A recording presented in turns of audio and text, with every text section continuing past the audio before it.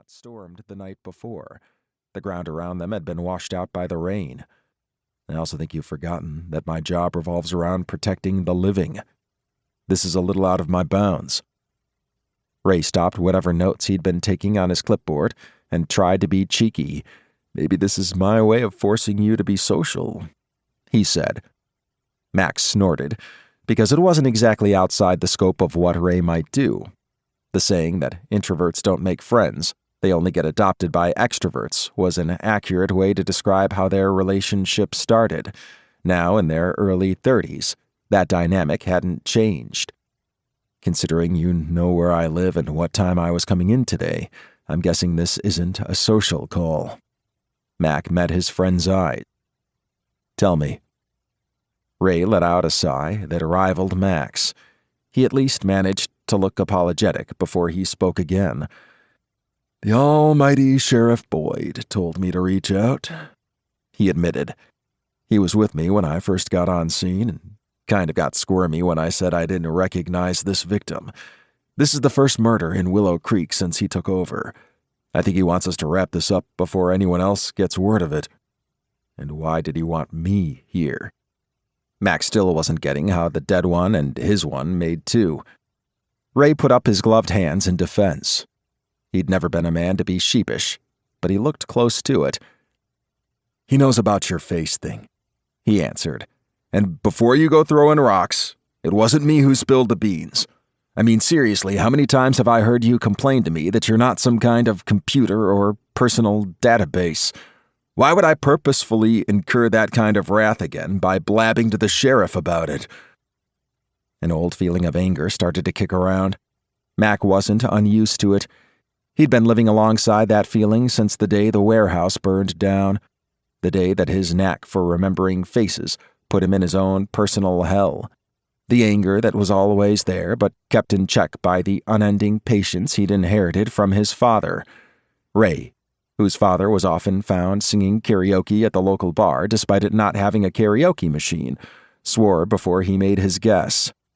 "I'd say Deputy McCoy spilled the beans," he added. "He's really been sticking with the sheriff lately. Anything he can do to prove he's useful, I'm sure he'd jump at it. He was on shift this morning, so I'm sure if the sheriff mentioned needing to identify a John Doe quick, he threw out your name. Though, let's be honest, almost everyone in town knows about your brain power thing. He could have already found out." Max sucked on his teeth. He looked down at John Doe again. "I wish you'd stop calling it a power," he told his friend. "Some people are just good at remembering things. I just happen to be good at remembering faces." It was true. Mack had a thing about people, specifically remembering their faces. After seeing someone, his mind seemed to save them forever. He saw a face, and it stuck in place. It was one reason he was good at his current job. Being able to do threat analysis for a client was a lot easier when you could bookmark all the people around them. John Doe's face, however, wasn't familiar. It was an odd feeling for Mack, being in Willow Creek and seeing someone he didn't recognize.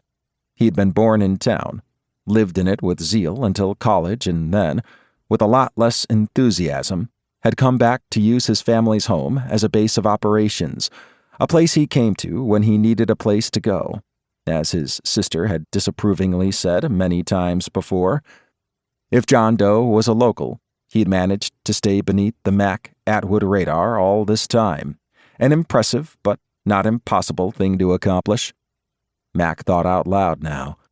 Blonde hair, dark from the dirt, nose with a crook in it from probably being broken once or twice, some stubble on his face, some freckles, too, and the upper body build of someone who took relative care of themselves by exercising and/or a good diet. Mack shook his head. "I've never seen him before, in person, print, or online. I don't know who he is." It wasn't the news Ray wanted to hear. It wasn't like Mack enjoyed giving it.